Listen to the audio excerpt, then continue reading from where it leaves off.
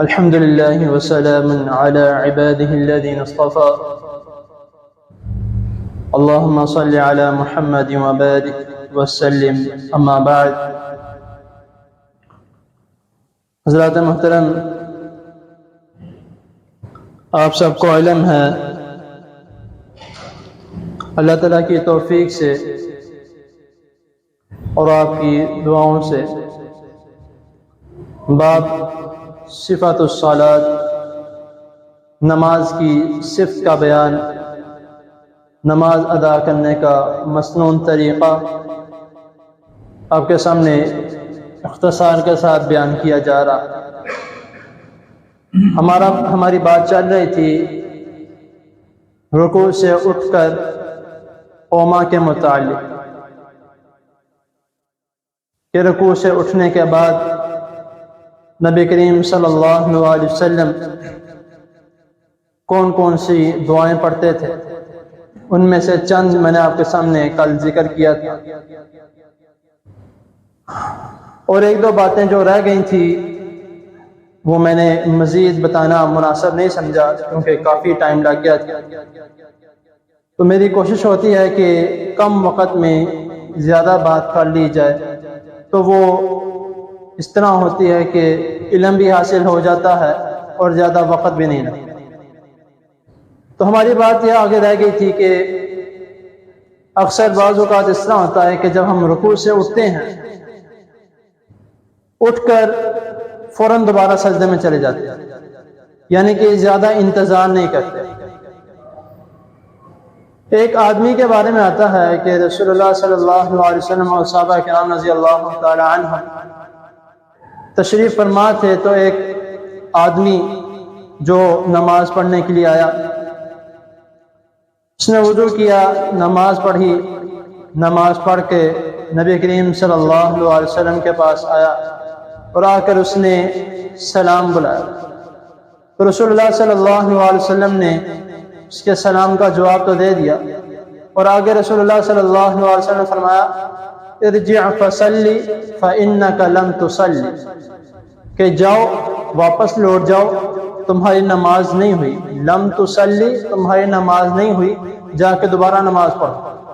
وہ دوبارہ گیا، اس نے نماز پڑھی، پھر واپس آ گیا. پھر رسول اللہ صلی اللہ علیہ وسلم نے یہی بات فرمائی ارجع فصلی فإنک لم تصلی، اور پھر دوبارہ واپس گیا، نماز پڑھی، پھر واپس آ گیا.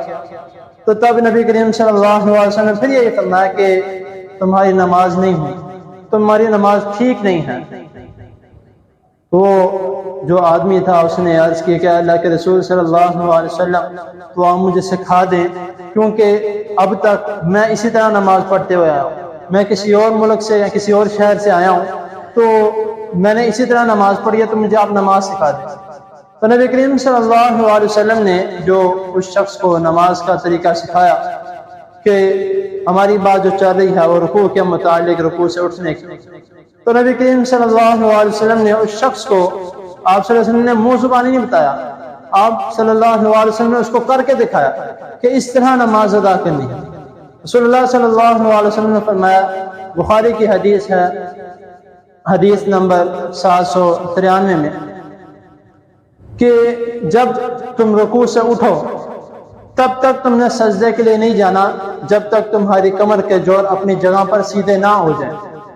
ہمارا کیا ہوتا ہے کہ ہم رکوع سے اٹھتے ہیں، سب سے پہلی مین بات تو ایک یہ ہے کہ اکثر بعض لوگ، میں نے کئی لوگوں کو یہ کرتے ہوئے دیکھا ہے کہ جب وہ رکوع میں جاتے ہیں، رکوع میں جانے سے پہلے ایک کام کرتے ہیں، ہاتھ باندھے ہوئے ہیں، رکوع میں جانے لگے ہیں، پہلے ہاتھ چھوڑتے ہیں، پھر رفع دین کر کے یا ہاتھ اٹھا کے رکوع میں چلے جاتے ہیں. جب رکوع سے اٹھتے ہیں ہاتھ اٹھاتے ہیں، ہاتھ اٹھانے کے بعد پھر ان کے ہاتھ لہرانے لگ جاتے ہیں. رسول اللہ صلی اللہ علیہ وسلم نے اس کام سے سختی سے منع فرمایا کہ میں دیکھتا ہوں کہ تمہارے ہاتھوں کو، کہ تم ہاتھ نیچے کرنے کے بعد ان کے ہاتھوں کو جھولتے کیوں ہو. رسول اللہ صلی اللہ علیہ وسلم نے سختی سے یہ بات پوچھی کہ تم جب نماز پڑھ رہے ہوتے ہو، ہاتھ نیچے رکھنے کے بعد، ہاتھ اٹھا کے نیچے رکھنے کے بعد تم ہاتھوں کو جھولتے کیوں ہو، جھلاتے کیوں ہو.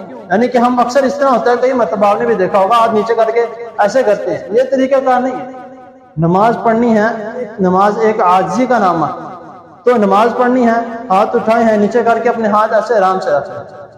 تو جو رکوع کا طریقہ ہے، رکوع سے اٹھے ہیں، رکوع سے اٹھنے کے بعد ایک مرتبہ آرام سے اطمینان کے ساتھ، جس طرح میں نے کل بھی یہ بات بیان کی تھی کہ رسول اللہ صلی اللہ علیہ وسلم نے فرمایا کہ حتی رفعت تعدیلا، کہ جب تم کھڑے ہو جاؤ تو اعتدال کے ساتھ، اطمینان کے ساتھ مکمل کھڑے ہو جاؤ، تو پھر دوبارہ سجدے میں جاؤ۔ تو یہ طریقہ کار ہے، تو ہمیں اس کا خیال کرنا چاہیے۔ تو اکثر لوگ یہ بھی سوال کرتے ہیں کہ آپ صاحب پوری نماز میں ہم اللہ اکبر بولتے ہیں، تو رکوع سے اٹھتے ہوئے سمیع اللہ لمن حمدہ کیوں ہے؟ تو یہ رسول اللہ صلی اللہ علیہ وسلم کا حکم ہے، آپ کی سنت ہے، تو ہمیں اپنی طرف سے کچھ نہیں سوچنا چاہیے کہ یہ عمل ایسا ہے تو ایسا کیوں ہے، اس میں کیا ہو سکتا ہے، اس طرح کیوں ہے۔ یہ سوچنا یعنی کہ یہ ہماری ذمہ داری نہیں ہے۔ جو ہمیں رسول اللہ صلی اللہ علیہ وسلم نے کر کے دکھا دیا ہے، آپ صلی اللہ علیہ وسلم نے ہمیں بتا دیا ہے، تو اس کے مطابق چلیں۔ زیادہ سوال جو آپ کریں گے تو پھر وہ حضرت موسیٰ علیہ السلام کی قوم والا گائے والا واقعہ آپ نے سنا ہے، ہمارا وہ والا حساب ہوگا، جتنا آگے جاتے جائیں گے اتنی ہمارے لیے مشکلات بڑھتی جائیں گی۔ تو اسی لیے سمیع اللہ لمن حمدہ کا جو باقی دعائیں ہیں، جس طرح میں نے کل بتایا کہ جو باقی دعائیں ہیں وہ پڑھیں، بہت ثواب ہے ان کا۔ ہم اکثر سمیع اللہ لمن حمدہ کہہ کر رکوع میں چلے جاتے ہیں، یا ربنا ولک الحمد یہاں تک پڑھتے ہیں تو رکوع میں چلے جاتے ہیں، باقی دعائیں چھوڑ دیتے ہیں۔ جس طرح میں نے کل بتایا تھا کہ جتنا ان کا ثواب ہے کہ ایک ثواب اللہ تعالیٰ پچھلے سارے گناہ معاف کر دیتے ہیں، اور ایک ثواب جو 30 فرشتے ان الفاظ کو لکھ کر سبقت حاصل کرنے کے لیے ایک دوسرے سے آگے بڑھنے کی کوشش کر رہے تھے، اللہ تعالیٰ کے پاس یہ الفاظ لے کر جائیں۔ تو ہمیں ان الفاظوں کو چھوڑنا نہیں چاہیے، جتنا ہو سکے امام صاحب رکوع سے اٹھے ہیں، آپ کے پاس وقت ہے تو مکمل دعا پڑھیں، اگر آپ اکیلے ہیں تو تب مکمل ہی پڑھیں، تب نہ چھوڑیں۔ تو اللہ تعالیٰ کے حضور دعا ہے اللہ تعالیٰ ہمیں صحیح دین کو سمجھنے کا، اس پر عمل کرنے کی توفیق عطا فرمائے، اور ہمیں صحیح دین کے مطابق، صحیح سنت کے مطابق نماز ادا کرنے کی توفیق عطا فرمائے۔